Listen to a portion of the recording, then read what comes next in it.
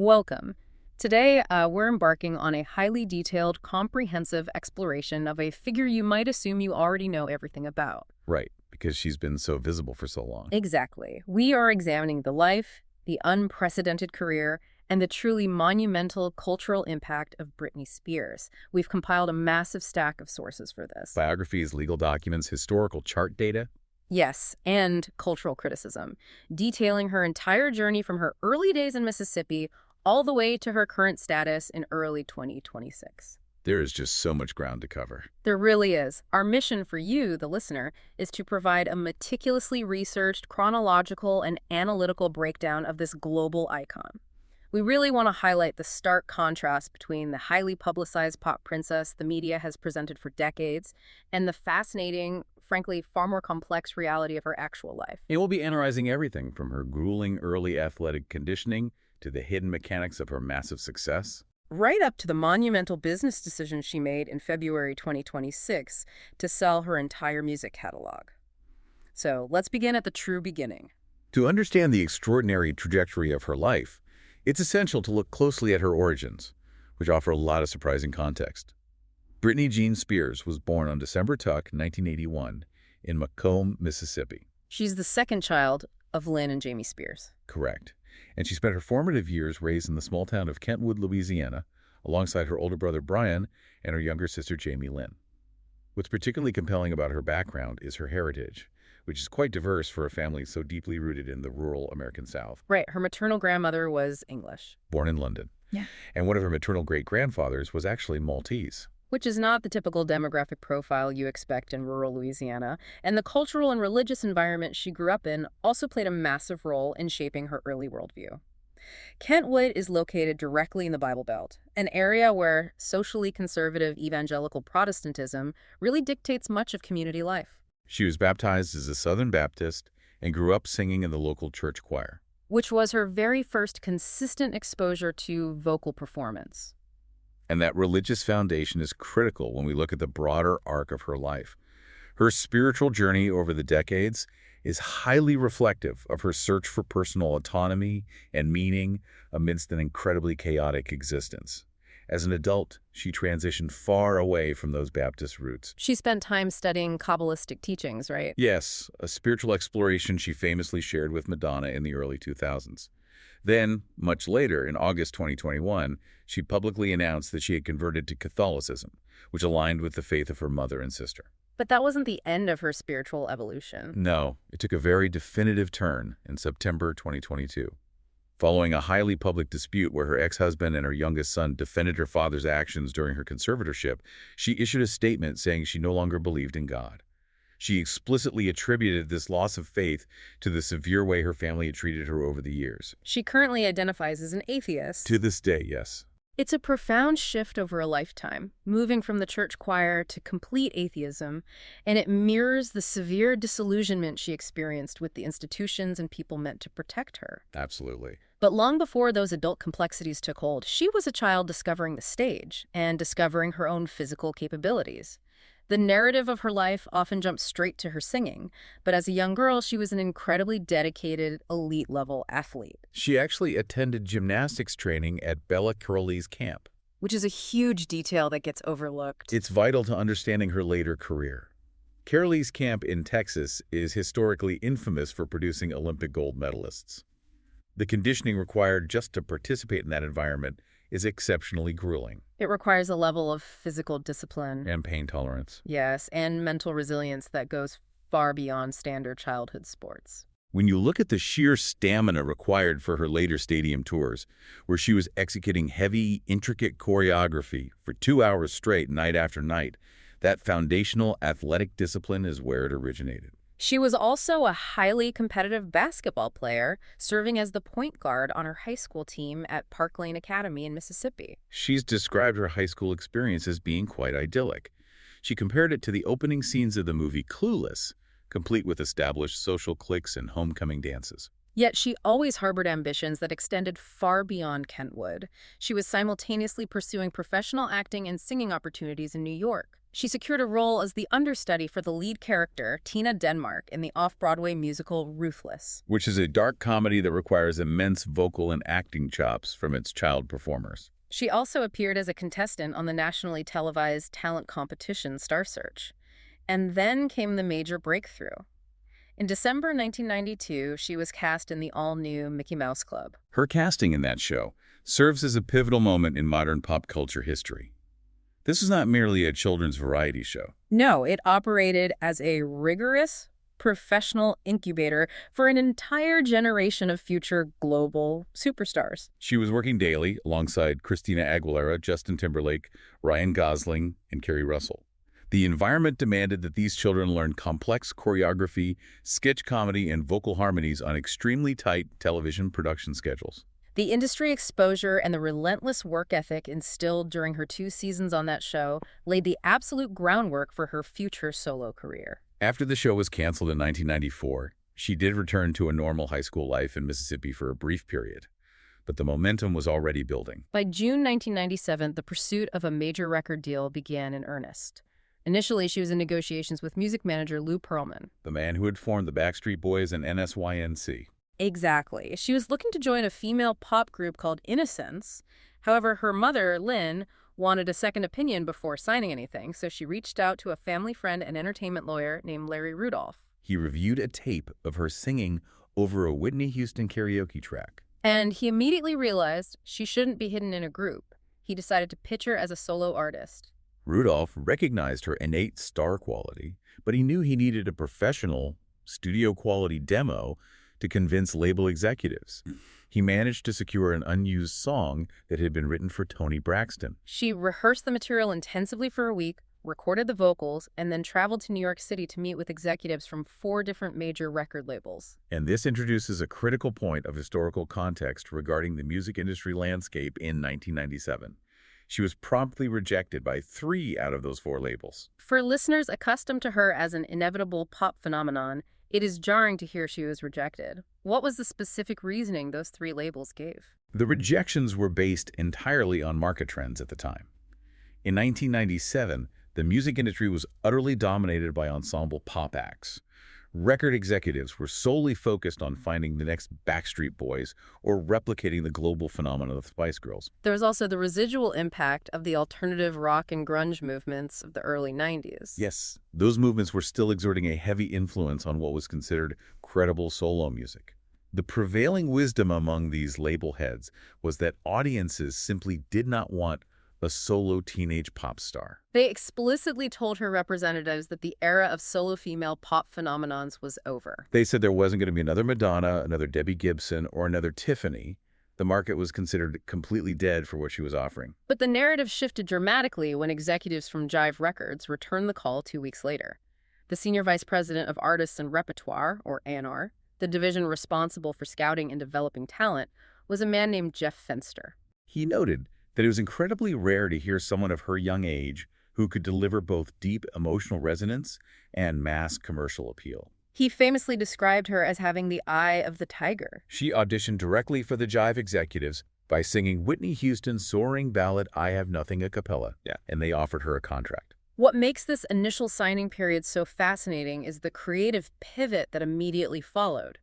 When she first signed, she envisioned her music sounding something like Sheryl Crow. Right, but geared toward a younger audience, essentially an acoustic adult contemporary sound. However, Jive Records had a different vision entirely. They first assigned her to work with producer Eric Foster White, who spent time shaping her vocal delivery. He helped her transition from the lower, more full-throated register she naturally possessed into the distinctively breathy, highly stylized vocal delivery that would become her absolute signature. The label president, Clive Calder, heard the early recordings and confidently ordered a full album. She quickly embraced the label's pivot to synthesized dance pop. She noted pragmatically that it made perfect sense because she was a dancer and needed music she could move to. And this critical decision led her to travel to Current Studios in Stockholm, Sweden. She went there to work with a team of producers including Max Martin, Dennis Pop, and Rami Yacoub. That trip to Sweden fundamentally altered the trajectory of global popular music. The Swedish production style, characterized by heavy, syncopated bass lines, sharp pop math, and infectious melodies, was about to collide with her unparalleled stage presence. Which brings us to the era spanning from 1998 to 2002, a period defined by global domination and the complete revitalization of the teen pop genre. But before she was a household name, Jive had to figure out how to market a solo teenage girl in a boy band world. They opted for a highly unorthodox grassroots strategy, the L'Oreal Hairzone Mall Tour in the summer of 1998. The Mall Tour was a masterstroke of ground-level marketing. Instead of trying to force her onto the radio immediately, they brought her directly to her target demographic. She performed a tightly choreographed four-song set with just two backup dancers in the middle of shopping malls across the United States. Picture the scene. Teenagers are walking out of retail stores, and suddenly they see this incredibly dynamic, highly polished performer singing over heavy dance tracks right near the food court. It built immense organic anticipation. By the time her debut single, Baby One More Time, was officially released to radio and retail in September 1998, the teenage audience was completely primed and waiting for it. And we must emphasize her own creative intuition regarding that debut single. Jive Records originally planned for the music video to be a fully animated cartoon concept. Possibly to appeal to younger kids. Right, but she rejected that idea outright. She argued that her audience wanted to see something relatable but slightly edgy. She personally suggested the final, now iconic concept of a Catholic schoolgirl daydreaming in class. That decision proved her innate understanding of visual pop language. The video became an instant cultural touchstone on MTV. The single was an absolute juggernaut, selling over 10 million copies worldwide and peaking at #1 on the Billboard Hot 100. The full album, also titled Baby One More Time, debuted at #1, topped the charts in 15 different countries, and eventually sold an astounding 30 million copies worldwide. It stands to this day as the best-selling debut album by any artist in history, and it cemented her status as the best-selling teenage artist to ever exist. Looking at the structural impact of that specific album, it's hard to overstate its importance. It single-handedly ended the radio dominance of post-grunge rock and softer adult contemporary music. It ushered in an entirely new era of slick, heavily produced, Max Martin-driven dance tracks. She didn't just participate in the teen pop revival, she was the architect of its sound and visual presentation. She established a brand new blueprint for what a modern pop star could be. What's equally remarkable is how she sustained that massive momentum. She entirely avoided the typical sophomore slump that ruins many promising careers. In May 2000, barely a year and a half after her debut, she released her second studio album, Oops, I Did It Again. The anticipation was so high that the album broke the first-week debut sales record, selling 1.3 million copies in the United States in just 7 days. Just to provide context for anyone unfamiliar with how music sales are tracked, this was during the height of the SoundScan era. SoundScan is an information system created in 1991 that tracks exact point-of-purchase sales via barcodes at cash registers. Meaning that 1.3 million figure wasn't an estimate or an inflated label claim. It was undeniable hard data representing people physically walking into stores to buy her CD. Exactly. The sheer volume of physical units moved was staggering. She immediately embarked on a massive world tour that grossed over $40 million. But this specific era is also marked by a very calculated, deliberate shift in her public image. She was transitioning from a teenager into a young adult, and she needed the public to recognize that evolution. At the 2000 MTV Video Music Awards, she performed a heavily choreographed routine where she began in a conservative black suit, only to strip it off mid-performance to reveal a sequined flesh-colored bodysuit. It was a very clear, highly discussed visual signal that she was moving toward a more mature, intentionally provocative image. During this exact time, the scrutiny on her personal life began to rival the attention on her music. She confirmed she was dating NSYNC member Justin Timberlake. They had known each other since their Mickey Mouse Club days, and their relationship turned them into arguably the most famous couple in the world. They were constantly photographed, interviewed, and positioned as the royalty of the pop music industry. A critical piece of historical and personal context regarding that specific relationship emerged decades later in her 2023 memoir, The Woman in Me. She revealed that she had an abortion in late 2000 while she was dating Timberlake. According to her account, he felt they were too young and entirely unprepared for parenthood. She described the experience in the book as one of the most agonizing things she had ever gone through. It's profound detail that completely reframes the intense, smiling public facade she was required to maintain during the height of their publicized romance. Moving forward into 2001, she continued her relentless work schedule. She released her third studio album, simply titled Britney. This album marked another significant sonic shift. She intentionally moved away from pure bubblegum teen pop toward a much heavier hip-hop inspired sound. She was drawing creative influence from artists like Jay-Z and producers like the Neptunes. The intention behind this album was about deepening her artistry and asserting her adulthood. It debuted at #1, making her the first female artist in the entire SoundScan era to have her first 3 studio albums debut at the very top of the charts. And it was during this album's promotional cycle that she delivered what is widely considered one of the most legendary live performances in television history. At the 2001 MTV Video Music Awards, she performed the lead single, I'm a Slave for You.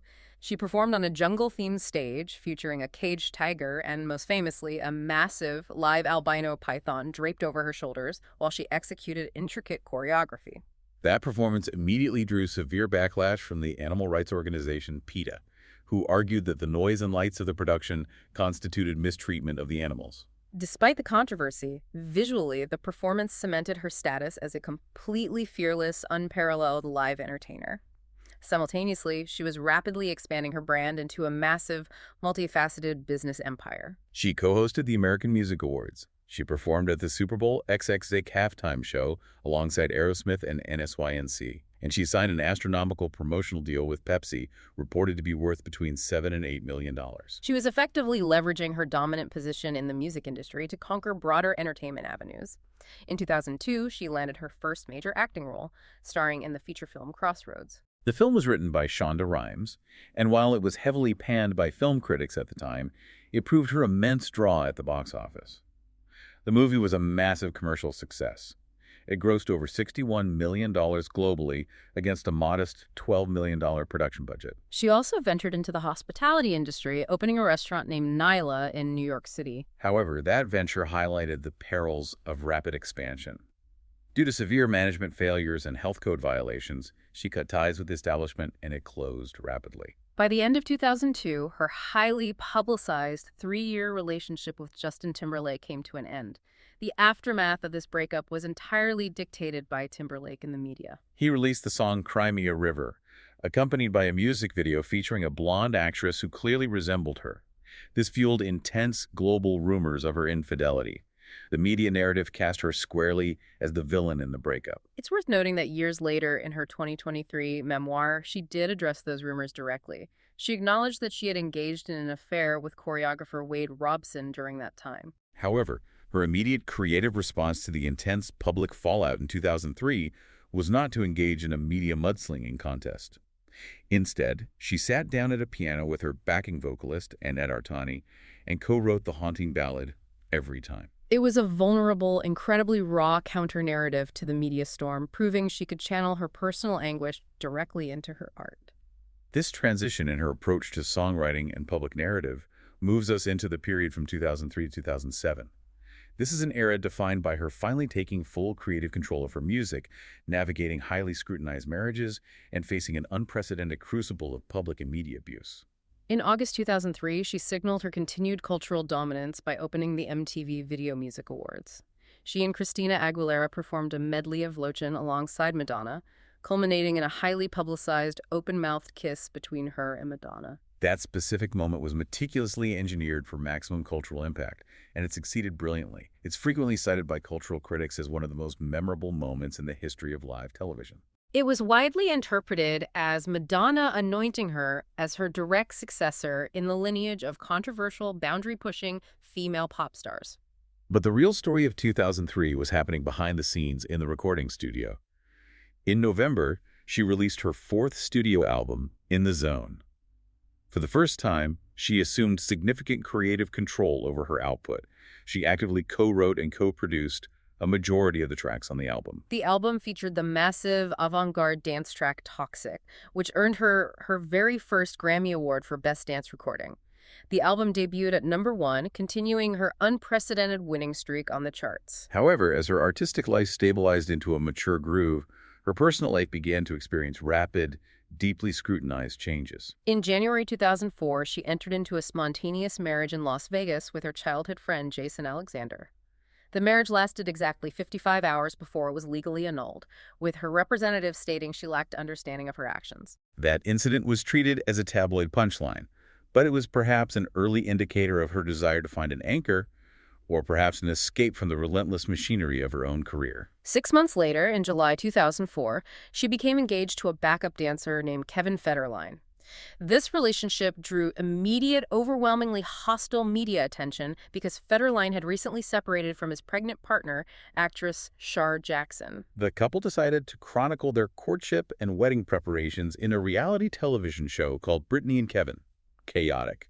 She would later reflect on this project and state unequivocally that it was the worst career move she ever made, as it eroded the barrier between her private life and public consumption. They married in the fall of 2004, and shortly afterward, she announced via a letter to her fans that she was taking a formal career break to focus on starting a family. This period resulted in the birth of her two sons, Sean Preston in 2005 and Jaden James in 2006. Even while she was entirely on break from recording and touring, her business empire continued to generate massive revenue. In 2004, she launched her first fragrance, Curious, in partnership with Elizabeth Arden. The perfume broke the company's first-week gross revenue records and established a template for celebrity fragrance lines. However, this hiatus from music brings us to the crucible of fame, spanning late 2006 and 2007. The paparazzi hounding reached levels that were entirely unprecedented in modern celebrity history. Without the guardrails of a promotional tour or a tight management schedule, she was hunted daily. In February 2006, photographs surfaced of her driving a car in Los Angeles with her infant son sitting on her lap, rather than secured in a car seat in the back. The public, the media, and child advocacy groups generated an intense, immediate backlash. She later explained that the incident occurred during a terrifying encounter with a swarm of aggressive paparazzi, and her instinct was simply to hold her child and flee the situation as quickly as possible. The turmoil in her life compounded rapidly over the next year. In late 2006, she filed for divorce from Federline. In early 2007, she suffered a profound personal loss with the tragic death of her close aunt, Sandra Bridges Covington, who passed away from ovarian cancer. This period of intense grief and ongoing media harassment culminated in her spending less than a day in a rehabilitation facility in Antigua. Immediately upon returning to Los Angeles, she engaged in the highly publicized incident where she walked into a salon in Tarzana, California, and shaved her own head with clippers, while dozens of photographers shot pictures through the windows. By October 2007, a family court ruling resulted in her losing physical custody of her two young children to Federline. If we frame this period through the lens of media consumption, sociology, and mental health, it serves as a stark, horrifying study in the invasive nature of mid-2000s tabloid culture. This was an era just prior to the rise of social media. Celebrities couldn't speak directly to their fans to bypass the press. Exactly. The paparazzi were being paid hundreds of thousands of dollars for a single photograph of her in distress. The media ecosystem treated her very real personal struggles, her postpartum depression, and her grief purely as highly lucrative public entertainment.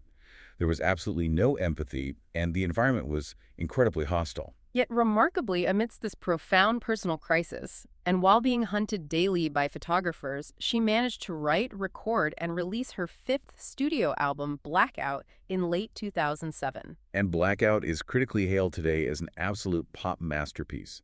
It's characterized by dark, heavy, European-influenced electropop production. Lyrically, it's entirely defiant, directly confronting the media scrutiny and the claustrophobia of her fame on tracks like Piece of Me. It is widely considered her most cohesive and influential body of work, proving that her artistic instincts remained razor-sharp even when her personal life was unraveling. However, her return to the stage to promote the album at the 2007 MTV Video Music Awards was a different story.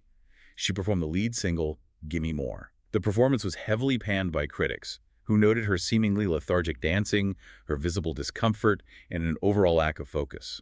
The performance was difficult to watch because the audience was witnessing a woman in the midst of a severe personal crisis being pushed onto a global stage. Despite the negative reviews of the performance itself, the single Gimme More was a massive, undeniable worldwide hit. But her personal stability was fracturing entirely. And the legal interventions that followed lead directly into the next phase of our exploration, the conservatorship era and the unstoppable machine spanning 2008 to 2012. In early January 2008, a highly publicized standoff occurred at her home. She refused to relinquish custody of her sons to Federline's representatives at the end of a scheduled visitation. The police were called, and she was transported by ambulance to Cedars-Sinai Medical Center, where she was placed on a 5150 involuntary psychiatric hold. For listeners unfamiliar with the term, in California, a 5150 is a legal code that allows a qualified officer or clinician to involuntarily confine a person suspected of experiencing a mental health crisis for up to 72 hours if they are deemed a danger to themselves or others.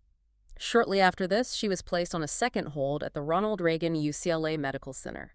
In February 2008, her father, Jamie Spears, petitioned a Los Angeles probate court and was granted a temporary conservatorship. This gave him and attorney Andrew Wallet complete legal control over her personal life, her medical decisions, and her massive financial estate. It's crucial to define exactly what a conservatorship is in the American legal system. It is a severe legal framework, typically reserved for individuals who are entirely incapacitated and completely unable to provide for their basic needs, most often the elderly suffering from severe dementia or individuals with profound cognitive disabilities. It strips the individual of their most basic civil rights. The implementation of this framework for a 26-year-old globally successful pop star was highly unusual and legally controversial from the very beginning. What makes this arrangement even more striking and deeply paradoxical is the immediate return to rigorous professional work that occurred under this legal framework. Yes, the timeline is genuinely jarring. Almost immediately after a judge deemed her legally incapable of managing her own life, incapable of hiring her own lawyer, incapable of managing her own checkbook, she was put right back into the grueling machinery of the entertainment industry. In March 2008, just weeks after the conservatorship was enacted, she filmed a highly rated, critically praised guest starring role on the CBS television comedy How I Met Your Mother. Later that same year, she filmed and released an introspective MTV documentary titled For the Record. In it, she subtly expressed her deep distress regarding the control over her life, comparing it to a prison sentence with no end date. And then in December 2008, less than a year after being involuntarily hospitalized, she released her sixth studio album, Circus. The album debuted at #1, making her the youngest female artist in history to have 5 albums debut at the top spot, earning her a Guinness World Record. The lead single, Womanizer, became her first #1 song on the Billboard Hot 100 since her debut single almost exactly a decade earlier. The commercial output generated under the strict confines of the conservatorship was absolutely staggering. In 2009, she embarked on the circus starring Britney Spears' world tour. The physical demands of a global tour are immense, yet she executed it, and the tour grossed over $131 million, making it one of the highest-grossing tours of the decade. She designed a clothing line for Candies. She appeared in a dedicated tribute episode of the hit television show Glee, which drew the series' highest ratings ever. The machine did not stop. In 2011, she released her 7th studio album, Femme Fatale, which generated 3 top 10 hits. That same year, she received the prestigious MTV Video Vanguard Award, an honor recognizing her lifetime contribution to music video culture. In 2012, she joined the American version of the reality singing competition, The X Factor, as a primary judge. Her reported salary for that single season was $15 million, which was, at the time, a record-breaking amount for any reality television judge. The contradiction is impossible to ignore. She was an unstoppable commercial powerhouse, generating hundreds of millions of dollars in revenue for her estate, executing complex choreography, judging other artists on national television, all while remaining stripped of her basic personal autonomy by the state of California. This profound paradox defines the next major phase of her career, the era of redefining Las Vegas, spanning from 2013 to 2018. In December 2013, coinciding with the release of her highly personal 8th studio album, Britney Jean, she launched a massive concert residency at the Planet Hollywood Resort and Casino in Las Vegas. The show was titled Britney, Piece of Me. Now, we need to carefully examine this residency because it completely revolutionized the live music industry. What was the perception of Las Vegas before she arrived? Prior to her arrival, a Las Vegas residency was widely perceived within the music industry as a lucrative elephant graveyard. It was considered a retirement destination for heritage acts or artists who were well past their commercial prime artists who could no longer sell out arenas on a national tour. She shifted that paradigm completely and permanently by bringing a massive, high-energy contemporary pop production to the Las Vegas Strip while she was still a highly relevant charting artist. She proved a new business model. She demonstrated that you could route a global pop tour to a single stationary stage and make the global audience travel to you. This structural change directly paved the way for subsequent, highly successful residencies by artists in their absolute prime, such as Jennifer Lopez, Bruno Mars, Adele, and Lady Gaga. She made Las Vegas a destination for current pop dominance. During this multi-year Vegas era, she also engaged in massive philanthropic efforts, utilizing her local influence. She raised over $1 million for the Nevada Childhood Cancer Foundation. She achieved this by donating a significant portion of her ticket sales and personally hosting large-scale charity cycling events. This funding led directly to the opening of the Britney Spears campus, a state-of-the-art facility dedicated to supporting children battling cancer and their families.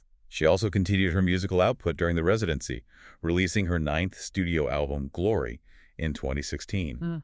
The album was widely praised by critics who noted her renewed vocal engagement and a return to the R&B-influenced pop that had defined her best work. She eventually took the Piece of Me residency on a highly successful global tour during her breaks from Vegas. When the Las Vegas run finally concluded on December 31, 2017, her final performance brought in $1.172 million, setting a brand new box office record for a single show in the history of Las Vegas. She was the highest-paid act on the Strip, and in late 2018 she announced a second, even more lucrative residency titled Domination.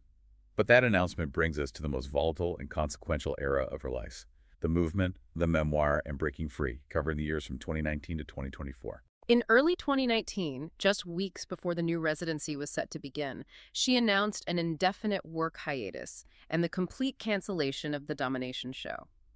The official reason provided was her father's severe health issues, following a life-threatening colon rupture.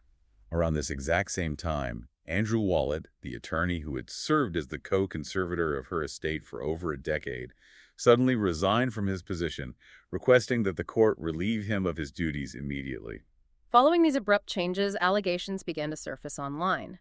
Initially, they came from an anonymous paralegal who had worked on the case.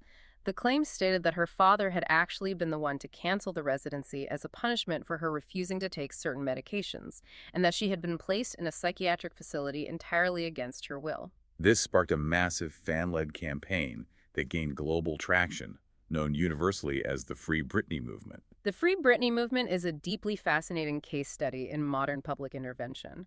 These were not simply fans holding signs. They effectively acted as crowdsourced forensic accountants and paralegals. They meticulously analyzed decades of complex probate court dockets, real estate filings, and financial records related to her estate. They scrutinized her social media posts for hidden messages.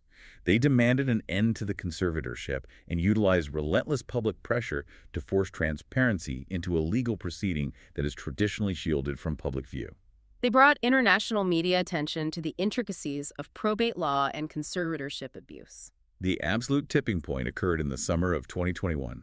After years of closed-door meetings, the judge allowed her to address the court publicly. During these open hearings, she delivered explosive, incredibly detailed testimony regarding her daily treatment under the conservatorship. She stated unequivocally that she had been pushing for years behind closed doors to end the arrangement. She cited instances of forced labor, stating she was compelled to tour under threat of litigation. She detailed severe medical coercion, including being prescribed lithium against her will, and revealed that she was forced to keep an IUD inside her body to prevent her from having more children, a severe restriction of her most basic reproductive freedoms. The fallout from the public broadcast of that testimony was rapid and absolute. Her longtime manager, Larry Rudolph, resigned within days. The wealth management firm Bessemer Trust, which has recently been appointed to help manage her finances, immediately withdrew its involvement, citing her explicit desire to end the conservatorship. Faced with insurmountable public and legal pressure, her father eventually filed a petition to end his involvement. Ultimately, on November 12, 2021, Judge Brenda Penny officially terminated the conservatorship in its entirety, restoring her civil rights after 13 grueling years. Her life post-conservatorship has remained highly dynamic and constantly scrutinized. In June 2022, she married her longtime partner, actor and fitness trainer, Sam Asghari, in a ceremony at her home in Los Angeles. However, the event was severely marred when her first husband, Jason Alexander, bypassed security and attempted to crash the wedding while armed with a knife, leading to his immediate arrest and subsequent conviction for trespassing and battery. Prior to the marriage ceremony, she had joyfully announced a pregnancy, which tragically ended in a miscarriage shortly after. The marriage to Asghari lasted 14 months before they formally separated in August 2023. They engaged in legal proceedings and reached a final divorce settlement in May 2024, finalizing their split. Professionally, she made a brief, highly anticipated return to the Billboard charts in August 2022. She collaborated with music legend Elton John on the duet Hold Me Closer, a modernized interpolation of his classic hit Tiny Dancer. The song was a global top 10 hit. But her most significant post-conservatorship project, and arguably one of the most important cultural documents of the decade, was the publication of her memoir, The Woman in Me, in October 2023. Securing a reported $15 million book deal, the memoir allowed her the opportunity to finally narrate her own life story without the filter of her family, her management, or the media. The book was startlingly candid. It detailed her rapid rise to fame, the agonizing media scrutiny, the profound betrayal she felt regarding the conservatorship, and her ongoing process of reclaiming her freedom. The commercial response was staggering. The book sold 2.4 million copies globally in its very first week, becoming one of the fastest-selling celebrity memoirs in publishing history. However, despite regaining her legal freedom and telling her story, the intense public scrutiny has not ceased. It has simply evolved. Fans have analyzed her social media presence so intensely that they have repeatedly initiated welfare checks by local law enforcement. In one specific instance, police visited her home simply because she deactivated her Instagram account. In another, a welfare check was initiated after she posted a video of herself executing a dance routine while holding knives, which she later had to clarify were dull, fake props used for performance art. She has had to repeatedly publicly ask her fans and the media to respect her privacy and stop calling the authorities to her home. This ongoing dynamic highlights a deeply complex, often troubling relationship between a public figure and a highly invested fan base. The very same fans who successfully advocated for her legal freedom now continue to monitor her daily life with a level of vigilance that often borders on the invasive scrutiny she faced from the professional paparazzi decades earlier. It raises serious questions about the boundaries of parasocial relationships and the public's lingering sense of ownership over her well-being. Which brings us to our final segment, examining her legacy, her cultural impact, and her reality as of early 2026. In early 2024, persistent rumors began circulating in the music press that pop artists like Charli XCX and Julia Michaels were actively writing songs for a brand new Britney Spears studio album. She took to social media to firmly and completely deny those reports. She stated unequivocally that she will never return to the music industry as a recording artist or performer. However, in that same statement, she revealed a highly surprising detail about her current professional life. She admitted to working quietly as a ghostwriter. She stated she had written over 20 songs for various other artists in recent years, finding joy in the creative process without the burden of public performance. Charli XCX later confirmed in an interview that she had indeed traveled to Malibu to write music intended for her, but respected that she ultimately chose never to record the material. Then came the monumental definitive business move in February 2026. It was officially announced that she had sold her entire music catalog, her master royalties, and her related name and likeness rights to the music publishing company Primary Wave. This is a massive, highly definitive legal and financial action. To summarize the staggering achievements encompassed in that catalog, she has sold over 150 million records worldwide. She built a fragrance empire that generated $1.5 billion in sales within its first 5 years alone, eventually releasing 24 different perfumes. She is universally recognized by critics and peers alike as a primary pioneer of modern dance pop. By choosing to sell her catalog, she is fully monetizing her entire musical legacy, securing generational wealth independent of her family, and functionally closing the door on the recording era of her life. Her cultural impact, of course, spans far beyond record sales and royalty checks. She has long been recognized as a prominent gay icon, deeply influencing and supporting the LGBTQ community. She received the prestigious GLA Vanguard Award in 2018 for her significant role in accelerating cultural acceptance. While she is rarely viewed as a politically active figure, she has had unique, widely discussed political intersections throughout her career.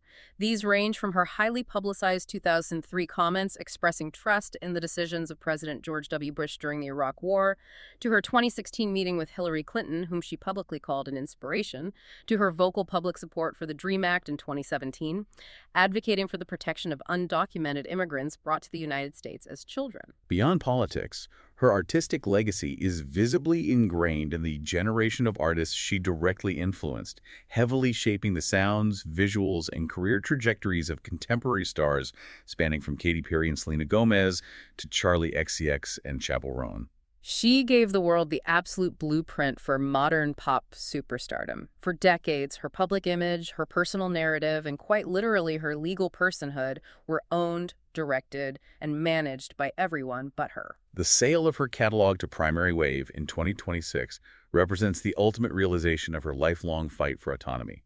She is taking total financial and legal ownership of her past works, cashing out the value of the empire she built, while simultaneously choosing to step completely out of the relentless spotlight she has inhabited since she was a child in Mississippi.